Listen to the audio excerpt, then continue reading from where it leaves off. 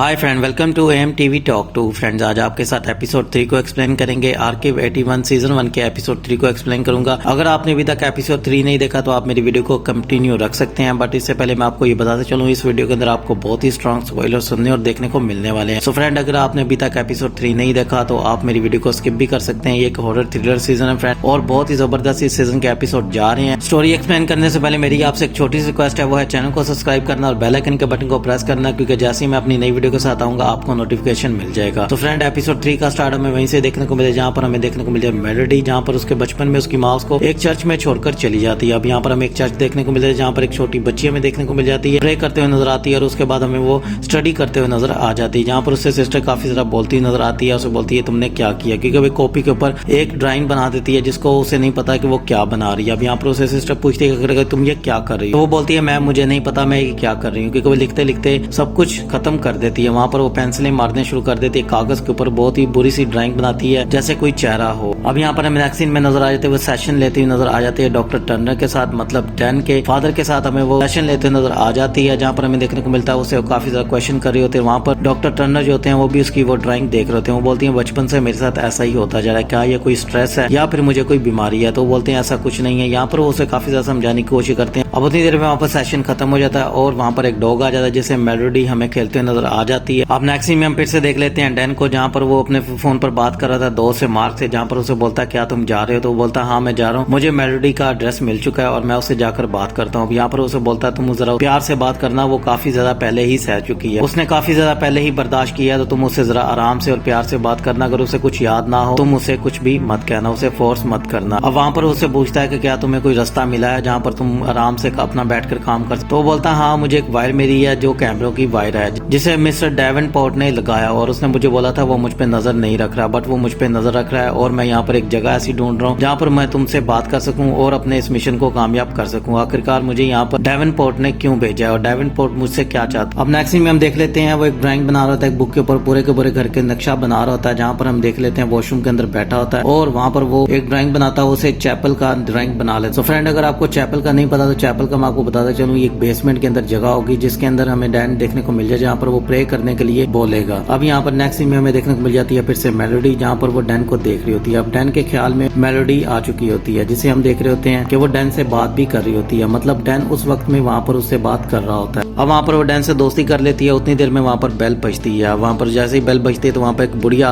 औरत हमें नजर आ जाती है जो काफी ओल्ड एज होती है। अब वो आकर दरवाजे बोलती है मुझे डेवेनपोर्ट ने भेजा है, मैं मिस्टर डेवेनपोर्ट के लिए काम करती हूँ। जहाँ पर डैन उससे काफी ज्यादा गुस्सा होता नजर आ जाता है, जो उसे बोलता है मुझे जरूरत नहीं है, यहाँ पर उस डेवेनपोर्ट ने बोला तो मुझे प्राइवेसी मिलेगी, सो आप मुझे तंग मत करें, मुझे किसी भी चीज की जरूरत नहीं है। अगर मुझे किसी भी चीज की जरूरत हुई या कोई मुझ में ऐसा कोई मसला हुआ तो मैं खुद इसको हल कर लूंगा, आपको यहाँ पे आने की जरूरत नहीं है और ना ही मुझे यहाँ पर किसी की जरूरत है। अब वहाँ पर वो दरवाजा बंद कर लेता है और वो बुढ़िया वहाँ से चली जाती है। अब नेक्स्ट में हम फिर से देख लेते हैं वो अपना काम करता हुआ नजर आ जाता है, जहाँ पर टेप्स को ठीक करता है और फिर से चलाना शुरू कर देता है। अब नेक्स्ट में हम फिर से देख लेते हैं मेलोडी को, जहाँ पर वो कम्युनिटी रूम के अंदर हमें देखने को मिल जाता है, जहाँ पर उसने एपिसोड 2 के अंदर काफी सारी चीजें देखी थी, जहाँ पर कम्युनिटी रूम में उसने विसल के जितने भी यहाँ के अपार्टमेंट के लोग थे उन्हें देखा था जो कि प्रे कर रहे थे, और उसने एक डैबुक भी देखा था जिसके अंदर एक मूर्ति थी। अब यहाँ पर वो उन चीजों को ढूंढने की कोशिश कर रही होती है और यहाँ पर अपनी वो दोस्त से बात कर रही होती है, उसे बोलती है कि यहाँ पर मैंने वो देखा था। अब यहाँ पर कुछ भी नहीं है, ये रूम बिल्कुल एकदम से खाली कर दिया गया है। अब वहाँ पर वो जेस की भी बात करते हुए नजर आ जाते हैं, जहाँ पर वो बोलती है जेस बहुत ही अच्छी लड़की है, उसको एक बीमारी है जिसका मैं इलाज करना चाहती हूँ। कैसेंड्रा आ जाती है जो कि ओल्ड एज बुढ़िया होती है, जिसे मेलोडी पूछती है क्या आप कल रात यहाँ पर थी, तो वो बोलती है नहीं मैं यहाँ पर नहीं थी। अब नेक्स्ट सीन में हम देख लेते हैं मेलोडी जो होती है वो जेस के पास जाती है, उससे बात करने की कोशिश करती है, उसे बोलती है तुम बीमार हो। अब यहाँ पर जेस जो होती है उसके ऊपर काफी ज्यादा गुस्सा करती है, उसे बोलती है तुम यहाँ से चली जाओ, तुम मेरी माँ को नहीं जानती हो, वो मुझे डॉक्टर के पास नहीं लेकर जाएंगे, मुझे जो बीमारी है मैं आहिस्ता आहिस्ता मर जाऊंगी, मैं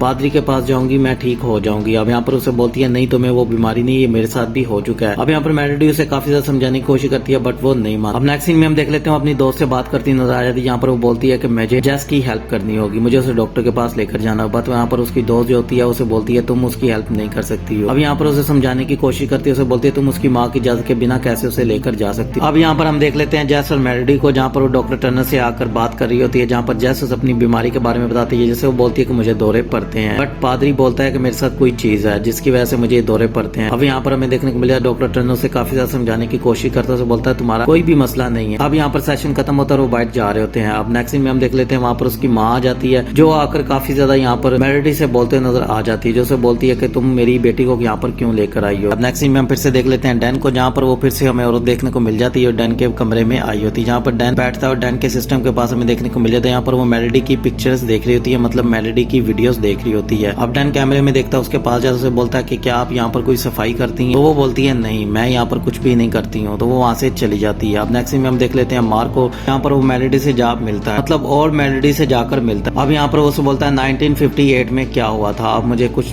बताएं, वेसल में क्या हुआ था, वेसल अपार्टमेंट में आखिरकार क्या चला था, मुझे आपकी कहानी के बारे में जानना है, मैं एक लेखक हूँ, मुझे कोई कहानी आपकी लिखनी है। तो यहाँ पर वो उसे काफी ज्यादा बोलती है, उसे बोलती है कि मुझे कुछ भी याद नहीं है। उसका चेहरा जला होता है और वो पूछता है कि अच्छा आप बिल्डिंग से कैसे बची? तो वो बोलती है कि मुझे कुछ भी याद नहीं है, ऑनेस्ट मुझे कुछ भी याद नहीं है। यहाँ पर हमें काफी ज्यादा चीजें देखने को मिल जाती है। यहाँ पर मार्क को उसके ऊपर काफी ज्यादा शक भी हो जाता है। मार्क वहाँ पर उसकी शक्ल देखता है और वहाँ से बोलता है ठीक है, मैं आपसे फिर कभी मिलूंगा। वहाँ से वो चला जाता है। अब नेक्स्ट सीन में हम फिर से देख लेते हैं डैन को, जहाँ पर वो मेलोडी से जा मिलता है। मेलोडी एक बुक के ऊपर कुछ लिख रही होती है। अब यहाँ पर वो बोलती है कि डैन को मैं तुम्हारा ही इंतजार कर रही थी, मुझे लगा था हम दोबारा मिलेंगे चाय या कॉफी पर तुम्हें मुझे लगता है चाय या कॉफी भी पसंद नहीं है और बियर भी तुम नहीं पीते हो। अब यहाँ पर वो एक दूसरे से बात कर ही होते हैं, तो फिर से हमें देखने को मिले डैन जो होता है नींद से उठ जाता है और वहाँ पर फिर से वो वीडियो लगा लेता है। अब नेक्स्ट में हम देख लेते हैं वहाँ पर मेलोडी हमें चर्च के अंदर नजर आ जाती है, जहाँ पर वो पादरी की स्पीच सुनते हुए नजर आ जाती है, जहाँ वो पादरी से काफी ज्यादा इंप्रेस भी हो जाती है। वहाँ पर जेस भी हमें देखने को मिल जाती है, जो पादरी से प्रे करवाने के लिए आई होती है। अब वहाँ पर जेस को एकदम से फिर से दौरे पड़ने शुरू हो जाते हैं। अब वहाँ पर पादरी जो था भागकर उसके पास जाता है और उसके लिए प्रे करना शुरू कर देता है। वो उसे बोलता है तुम शांत हो जाओ। यहाँ पर जेस जो होती है वो शांत हो जाती है और नेक्स्ट में फिर से देख लेते हैं शॉपिंग करती है और अपने अपार्टमेंट में आ जाती है। वहाँ पर वो जेस की आवाजें सुन रही होती है, रोने की आवाजें सुन रही होती है और यहाँ पर हमें तमारा भी देखने को मिल जाती है। वो बोलती है कि ये पादरी पागल है, ये लगता है बहरा है, ये सुन नहीं रहा, काफी टाइम से इसने शोर मचाया हुआ है। वो उसे बोलती है कि मेरे पास इसकी एक अपार्टमेंट की चाबी है जो डुप्लीकेट है, तो वो बोलती है मुझे जल्दी से दो। अब यहाँ पर मेलोडी जो होती है वो चाबी लेती है और उस अपार्टमेंट को खोलने की कोशिश करती है। वो जैसे ही दरवाजा खोलती है तो पादरी के हाथ में एक जग होता है जिसके अंदर काफी ज्यादा पानी होता है। वो पानी वो जेस को पिलाने की कोशिश कर रहा होता है और वो काफी ज्यादा यहाँ पर जेस रोते हुए नजर आ जाती है। यहाँ पर मेलोडी उसे रोकने की कोशिश करती है। वहाँ पर सैमुअल भी आ जाता है, जो कि आकर पादरी को बोलता है तुम्हें यहाँ से भी जाने की जरूरत है, तुम्हें यहाँ से चले जाना चाहिए। अब वहाँ पर सिक्योरिटी आती है और पादरी को वहाँ से लेकर चली जाती है और यहाँ पर हमें देखने को मिले सैमुअल जो कि आकर जेस को मनाने की कोशिश करता है, जेस को चुप कराने की कोशिश कर रहा है, जो बोलता है कि मैं तुम्हें अच्छे डॉक्टर के पास लेकर जाऊंगा, अगर तुम्हारी माँ बोलेगी तो मैं तुम्हें अच्छे डॉक्टर के पास भी लेकर जाऊंगा, तुम्हें कोई भी प्रॉब्लम नहीं, मैं तुमसे प्रॉमिस करता हूँ कि मैं तुम्हें ठीक कर दूंगा। यहाँ पर मेलोडी जो होती है वो बातें सुन रही होती है और वहाँ से वो चली जाती है। अब यहाँ पर वो जाकर पादरी से बोलती है कि तुम्हें मैं अच्छा इंसान समझती थी पर तुम भी दूसरे जैसे निकले हो। यहाँ पर पादरी उसे बोलता है कि तुम्हें नहीं पता इस अपार्टमेंट में क्या है, वेसल अपार्टमेंट में क्या चल रहा है तुम्हें नहीं पता, ये शापित अपार्टमेंट है, तुम्हें इस बात का नहीं पता है, तुम जितनी जल्दी हो यहाँ से निकल जाओ वरना तुम यहाँ पर फंसकर रह जाओगी, ये एक शापित अपार्टमेंट है। अब यहाँ से वो कहकर चला जाता है। अब यहाँ से नेक्स्ट सीन में हम देख लेते हैं डैन को, जहाँ पर वो चैपल में बैठकर प्रे कर रहा होता है। फ्रेंड यहाँ पर हमें देखने को मिल जाता है चैपल जो कि खुल जाता है। वहाँ पर वो अपने दोस्त को कॉल करता है, मार्क को कॉल करता है, नजर आ जाता है, बैठ जाता है और उससे बात कर रहा होता है। वहाँ पर उसे काफी ज्यादा क्वेश्चन कर रहा होता है। वो उसे बोलता है नहीं मुझे कुछ भी पता नहीं चला। अब यहाँ पर मार्क उसे बोलता है तुम्हें कुछ मिला है, तो वो बोलता है नहीं मुझे अभी तक कुछ नहीं मिला। यहाँ पर एक काम वाली है जिसके बारे में मुझे नहीं पता, जो कि क्लीनर है, बस वो आती है और मुझे देखकर चली जाती है जैसे मुझ पर वो नजर रखे हो। अब यहाँ पर मुझे बहुत सारे कैमरों की लोकेशन भी मेरे पास है। अब तुम मुझे मेलोडी के बारे में बताओ, आखिरकार तुम्हें क्या पता चला। अब यहाँ पर मार्क उसे बोलता है कि वो मेलोडी नहीं थी, मेलोडी का नहीं पता है कि वो आखिरकार मर गई है या जिंदा है, ये औरत कोई और थी, बस इसके पास मेलोडी की आइडेंटिटी है, बस मैं ये इतना जानता हूँ और मैं इसके ऊपर केस भी कर सकता था बट तुमने मुझे रोका था, तुमने बोला था इंसानियत दिखाना,